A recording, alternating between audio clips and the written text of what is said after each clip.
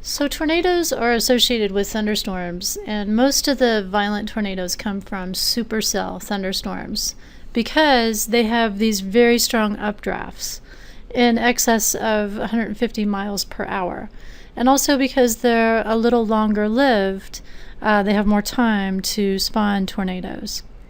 So some of the characteristics of a supercell formation are listed here. First off, the horizontal winds, we'll see a diagram of this in just a moment, we have shear, and this can be speed shear, which means as we're looking at horizontal layers of winds, that one layer, like an upper layer perhaps, is moving faster than a lower layer. That is speed shear. Directional shear is when you have one layer of horizontal winds moving in a different direction than an underlying layer. So shear can be because of speed differences or directional differences of winds when you look at them horizontally. And what happens is this causes air to rotate around a horizontal axis. And we get these strong updrafts that bump into this horizontal rotating axis of air, or tube of air, and it can push that rotating air vertical. And once that happens, we get what's called a mesocyclone formed within this big supercell. So let's take a look at this. Here we're seeing shear. So if we're looking at what's happening with the winds, we've got higher winds aloft here and lower winds. And you see these surface winds are blowing from the southeast, where the upper air winds are blowing from the west and faster. So we've got wind shear, and you can imagine if you roll something between your hands and your hands are moving in opposite directions, it's going to cause a spiral to form like you see here. When we get a big updraft meeting that spiral, it can push that spiral upwards, and we start to get a rotation, a counterclockwise rotation, low pressure. These storms are associated with low pressure. And then here's the development of a full-blown mesocyclone. So you see a gigantic supercell cumulonimbus cloud, right, with the anvil shape touching at the tropopause up here.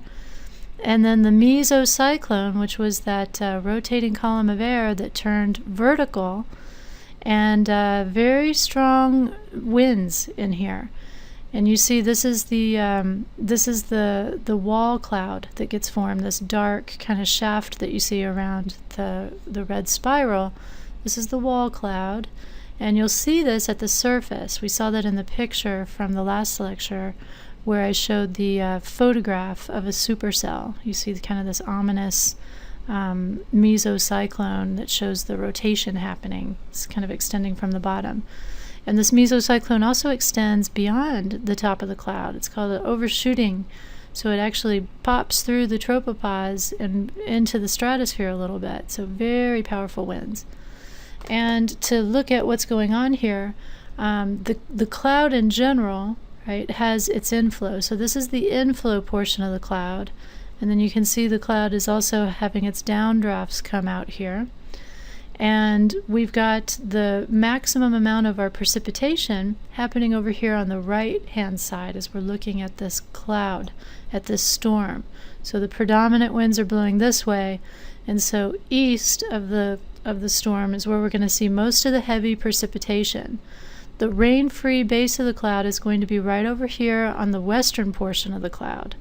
So right where this downdraft is, you would expect to see some precipitation, but nope, it's all over on this side.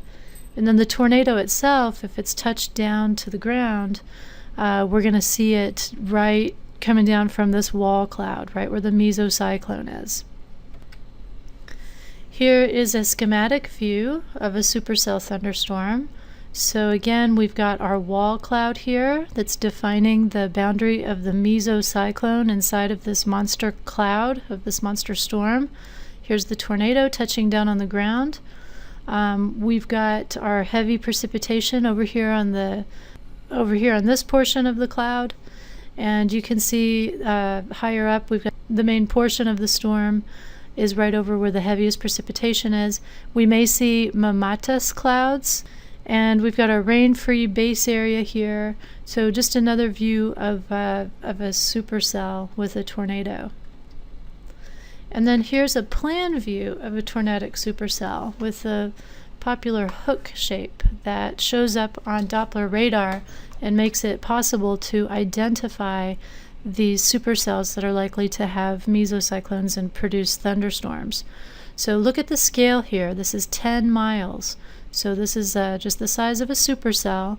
Here's our anvil edge. We're seeing the big top of the cloud here, the anvil spread out at the tropopause. And then we've got the dry portion of the tornado or of the supercell over on this side, and most of the precipitation happening over on this side. And you can see where the tornado is, right at that hook.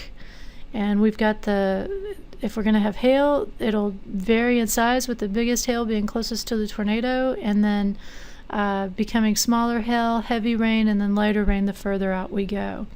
So we've got this hook pattern that we look for in our radar imagery. And here's some radar imagery from a storm from May 1999 from Moore, Oklahoma, and it shows on the left the radar image. So you see this hook shape that alerts meteorologists to a supercell that's likely to spawn tornadoes. So where and when? Here's a map that shows the average number of tornadoes between 1999 and 2008. So there's an area of the United States here called Tornado Alley, which is kind of right in this area here where we get the most tornadoes. And it has to do mainly with mid-latitude cyclones that come across, and where we get that intensification of maritime tropical air meeting the colder polar air, and that clash of not just temperatures but moisture causing strong thunderstorms that are likely to produce tornadoes. So you can see for us over here in Arizona, we don't really get too many tornadoes. It's not really an issue. They can happen. They can happen anywhere, but much more likely to happen in the Midwest and the South. I grew up in Indiana, and tornado warnings were a regular event during the summer, so you're always listening for the tornado sirens to go off, and that alerts you to seek shelter, and hopefully you have a basement or someplace safe that you can go and kind of ride out the storm. I have been in a couple of tornadoes. One was in Colorado. I was traveling, staying at a hotel, and there was a tornado that was about less than 10 miles away.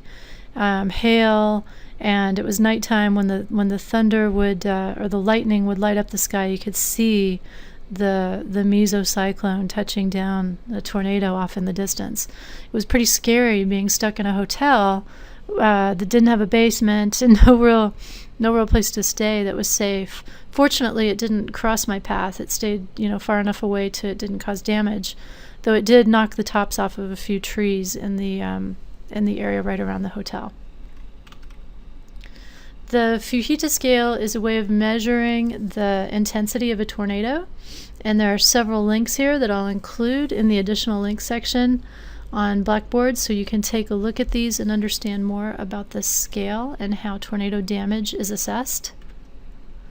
Some of the hazards, obviously, extremely high winds. They can blow down structures. You've seen this. I mean, tornadoes always make the news.